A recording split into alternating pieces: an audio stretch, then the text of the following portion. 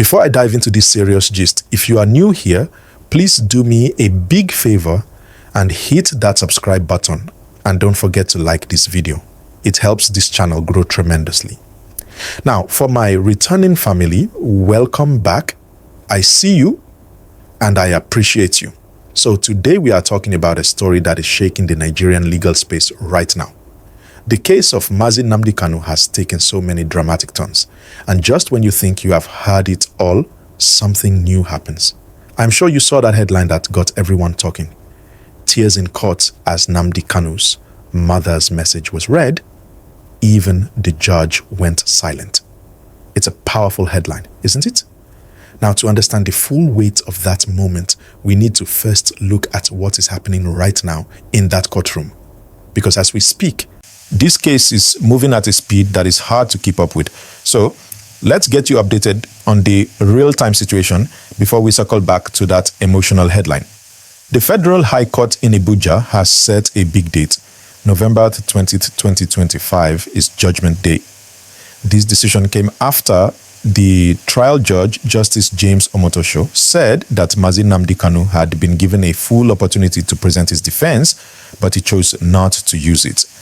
The judge even said he had appealed to Kanu in God's name to defend himself, but Kanu maintained his position. So, what is Kanu's position? Why is he refusing to enter a defense? This is where the plot thickens. He is arguing that the government is trying to prosecute him under a law that no longer exists. He says the Terrorism Prevention Act of 2013 has been repealed by a new 2022 Act, and therefore, the charges against him are invalid. He has filed multiple motions, even directly to the Appeal Court and the Supreme Court, trying to halt the judgment and get the whole case thrown out. He argues that the court has no jurisdiction to try him, especially given the controversial circumstances of his arrest in Kenya and his extraordinary rendition back to Nigeria. So, his stand is that he cannot be asked to defend himself against the charge that is, in his words, a nullity.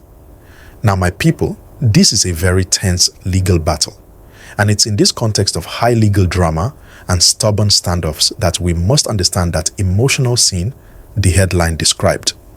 While the search results I have don't contain the specific details of the mother's message, we can piece together why such a moment would be so powerful. Think about it. In the middle of all these legal arguments about repealed laws and jurisdiction, a human voice breaks through. A message from a mother. We should remember that, according to court affidavits filed by Kanu himself, his parents, Eze Afaraukwu Kanu and Ugoeze Nene Kanu, were traditional rulers. He stated that they were in their home in Afaraukwu in 2017 when the Nigerian military launched an operation there. He claimed that his parents sustained severe injuries from that attack and later died as a result. So, a message from his mother would carry the weight of immense personal tragedy and loss. When you have a son who has lost his parents in such a painful way, who has been detained for years, and a mother whose voice is being read from beyond the grave, pleading for her son. It is no wonder that such a moment could bring tears to a courtroom and even cause a judge to go silent. It cuts through all the legal technicalities and reminds everyone of the deep human cost at the heart of this long-running case. It's a story of family, loss, and a long fight for what one believes in. So, we've talked about the legal standoff and the powerful human moment with the mother's message. But this story doesn't exist in a vacuum. The reaction to this case, both inside and outside that courtroom, tells us a lot about the situation. I'm told that during these court sessions, the atmosphere is always very tense. Supporters of Nnamdi Kanu, many of them from the Igbo ethnic group, often gather, hoping for a positive outcome. They see this case as more than just a legal matter. For them, it is a symbol of a larger struggle. So, when that message from his mother was read, you can imagine the emotion in the room. It wasn't just a letter, it was a voice representing pain, family, and a history of conflict.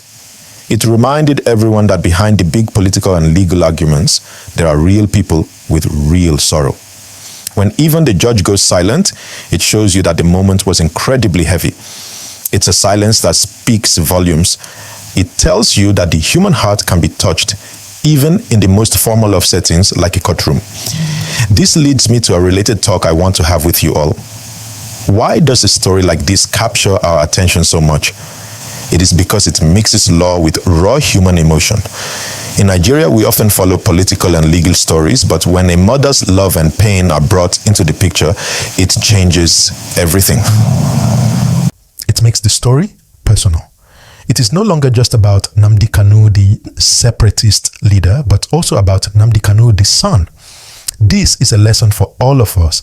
In every big national issue, there are human stories, there are families affected, there are tears shed, and there are moments of silence that hold more meaning than 1,000 words. As we follow this case towards the November 20th judgment date, we must remember to look beyond the headlines and the legal jargon. We must remember the human beings at the center of it all. Now, my people, what is your own take on this? How do you feel when the law and human emotion collide like this? Do you think moments like this can influence the final outcome of a case? I really want to hear from you. Drop your comments below and let's have a peaceful and constructive discussion. And remember, this is a very sensitive and developing story. We must all strive to be respectful in our comments. The goal here is to understand, not to create more division.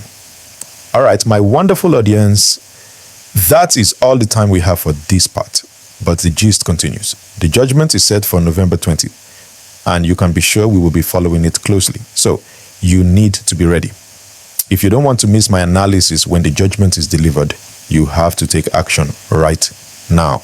Please like this video if you haven't, subscribe to the channel, and most importantly, hit that notification bell so you'll be the first to know when I drop the next update. Thank you for watching. Stay safe, stay informed, and I will see you in the next video. Bye-bye.